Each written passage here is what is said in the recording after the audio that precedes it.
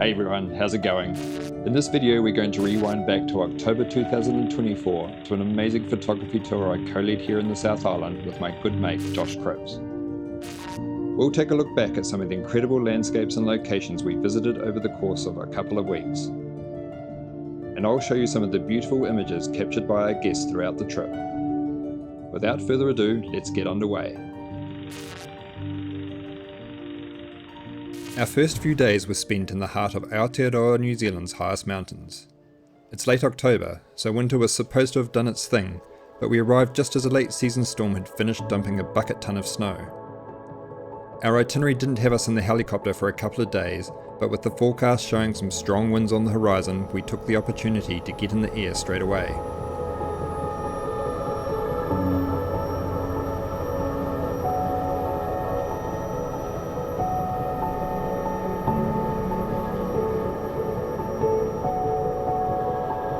After flying up the Tasman Valley, we were soon passing right in front of our highest mountain of all, Aoraki Mount Cook, with the Tasman Glacier in the valley far below.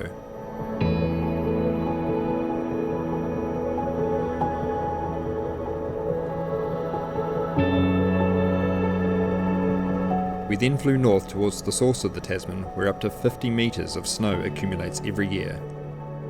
It'd be rude not to park up the choppers and take a look around.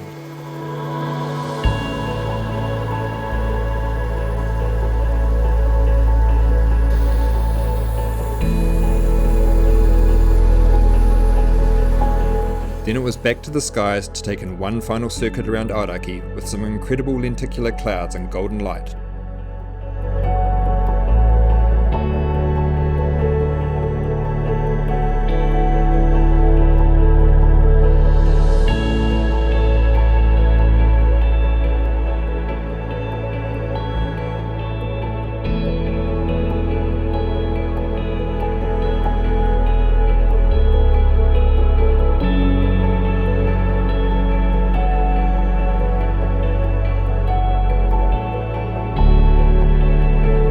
Back on the ground, we closed out day one capturing fading light on Aoraki.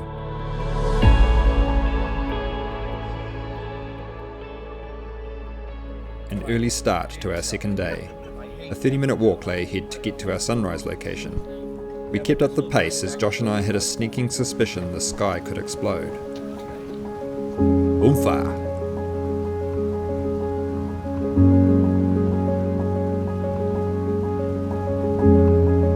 The icebergs and reflections at Tasman Lake always make for such compelling images.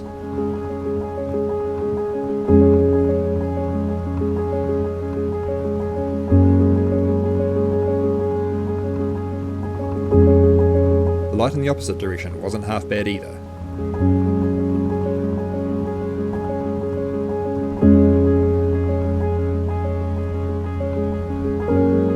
Later that day we jumped in the bus and went on a roadie out into the Mackenzie Basin, visiting a couple of iconic spots along the way, including Peter's Lookout and Lake Tekapo.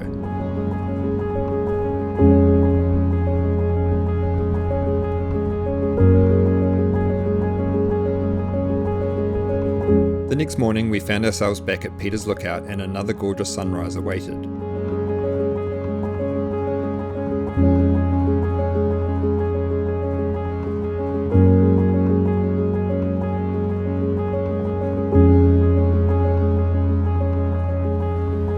Breakfast would need to wait because as we drove back towards the Hermitage, the photography opportunities on the edge of an incoming rainstorm were too good to pass up. That afternoon the stormy weather kicked in a little harder, putting off much of our photography plans. But third time's a charm, with our next sunrise about to be another good one.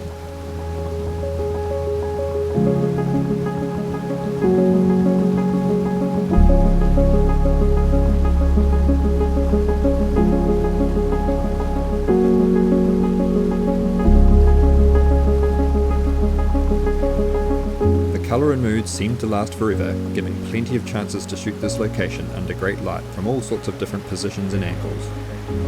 A great send-off to our time in Aoraki Mount Cook National Park.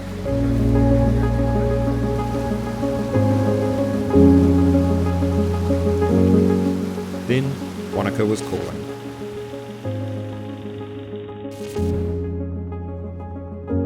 After paying a visit to the Ripon Vineyard and sampling some of the tasty goods on offer, we headed out to Glendu Bay on the clearing storm for our evening shoot.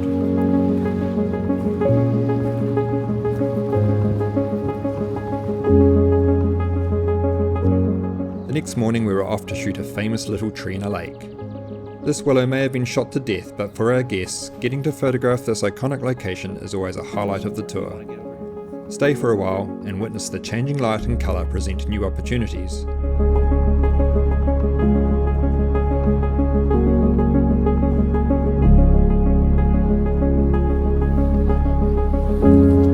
Later that day, time for a little fun. We headed out on the lake to visit the conservation sanctuary of Oahu.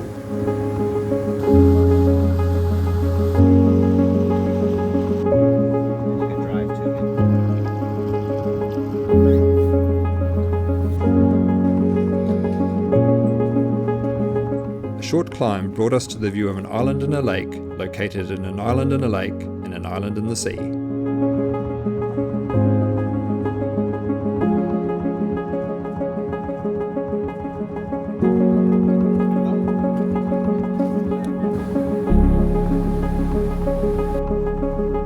In the evening, we went for a short drive out to Lake Hawea. Strong wind created a little havoc, but it was nice to capture some soft light on the mountains as our 5th day came to an end.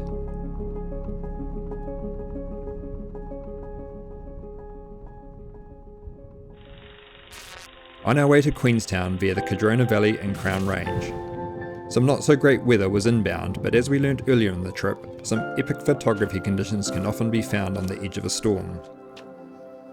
With this in mind, we headed Aoraki way and parked up around halfway up the lake.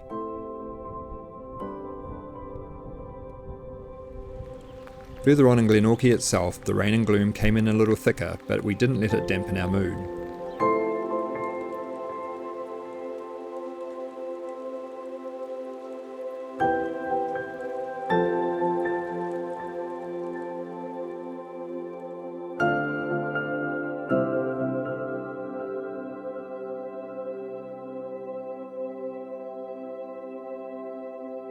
The next morning we were off to a local classic, Moke Lake.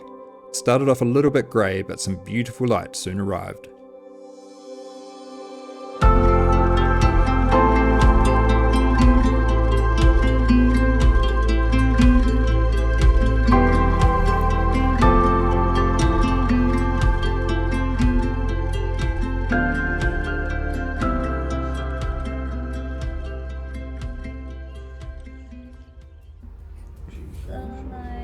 That afternoon, another massive highlight of the trip was about to unfold.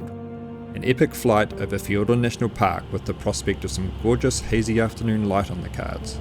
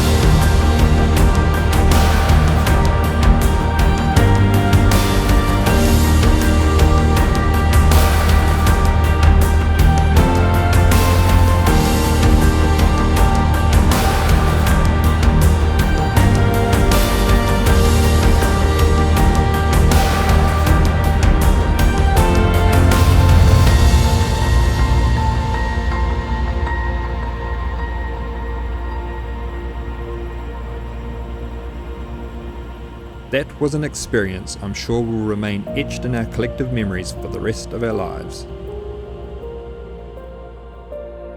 At sunrise on our 8th day, we found ourselves capturing some gorgeous golden light from Coronet Peak with its wonderful views over the Wakatipu Basin.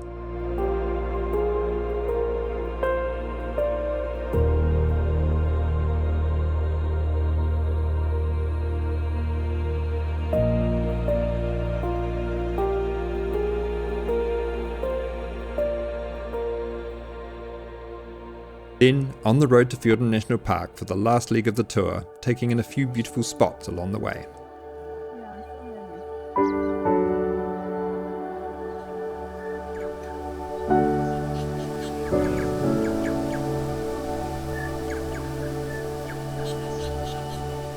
After a visit to Mirror Lakes, we were off to capture some lush rainforests and beautiful tumbling cascades.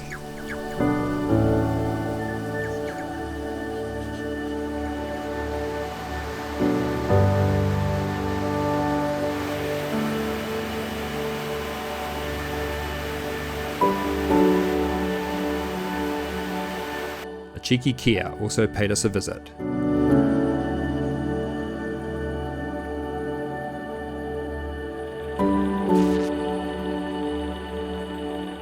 And then time to check into our luxury accommodation at the iconic Milford Sound Piopiotahi.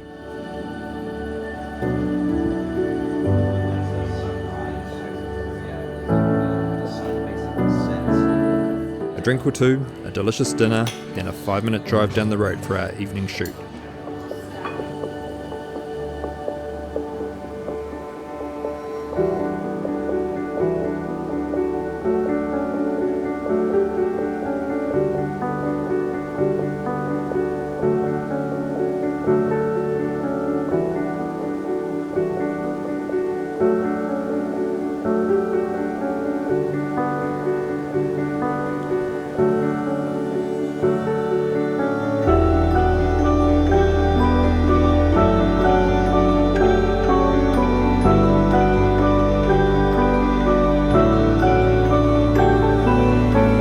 Getting to stay in Milford Sound for a couple of days gives us plenty of chances to shoot the iconic scene under different lighting conditions, and the ever-changing tide provides new compositions.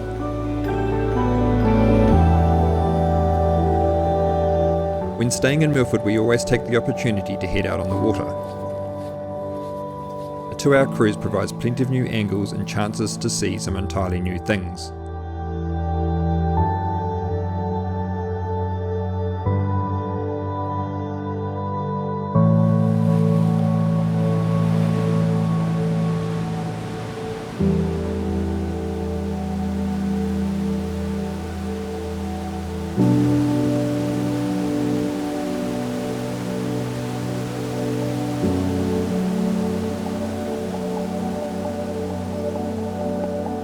Our plans to stay in Milford another day were thwarted by an impending storm which was due to shut the highway and our only exit out of there, so we hastily made plans to head out to Te Anau. On the way out, we spent some time at Falls Creek.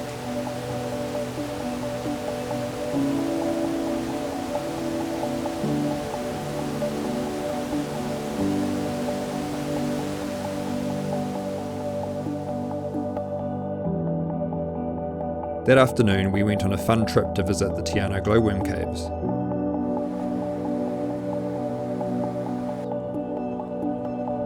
As the day concluded, that storm was about to arrive.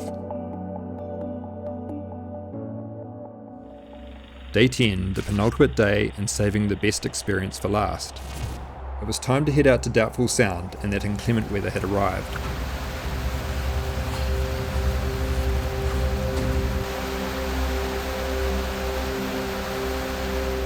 Getting there firstly involves a 45-minute boat trip across Lake Manapoti.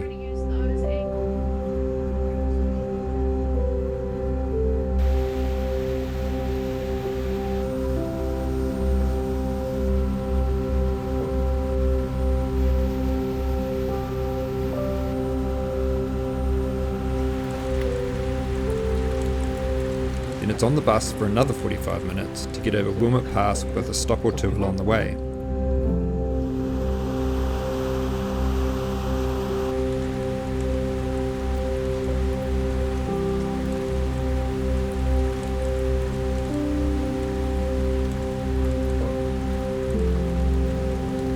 All aboard the Fiorda Navigator, our home for the next 24 hours.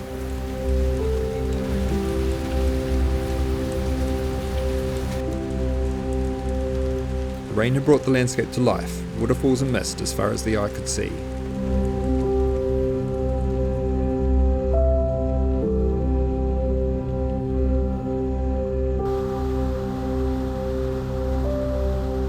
Soon after settling in and getting underway, the rain lifted a little and some even more surreal conditions unfolded.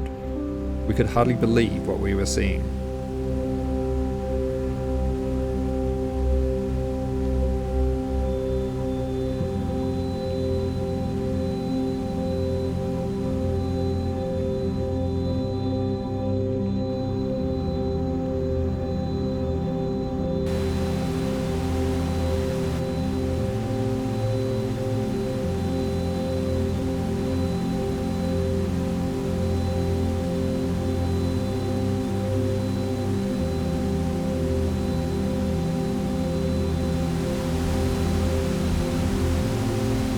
During the afternoon the navigator moored up and we indulged in a couple of activities that got us up close with the pureness of Fiordland.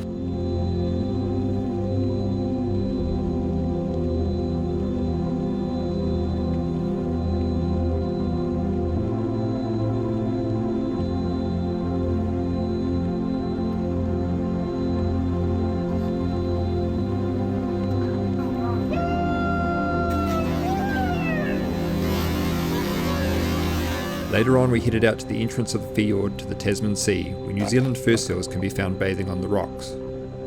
Back in the fjord, a large pod of bottlenose dolphins played alongside the boat for quite some time.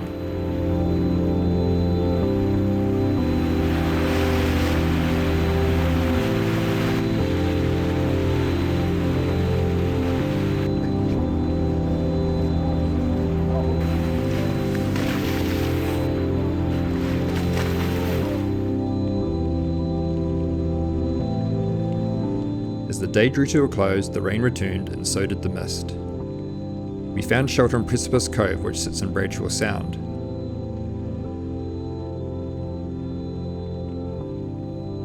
Overnight, the rain came in even harder.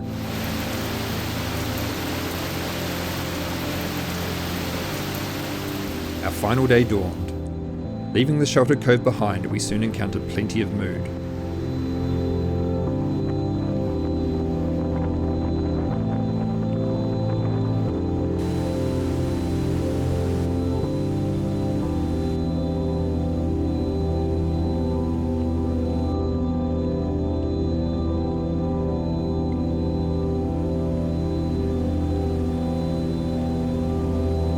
Towards the end of the cruise, the sun finally poked through.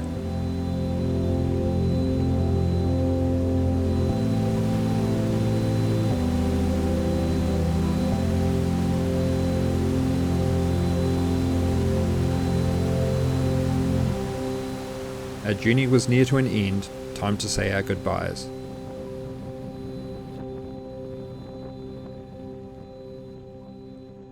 Thanks heaps for watching, and a big thanks to all the photographers from this tour for providing their beautiful photos. To join us on a future trip, please visit either of these websites and check out what's on offer.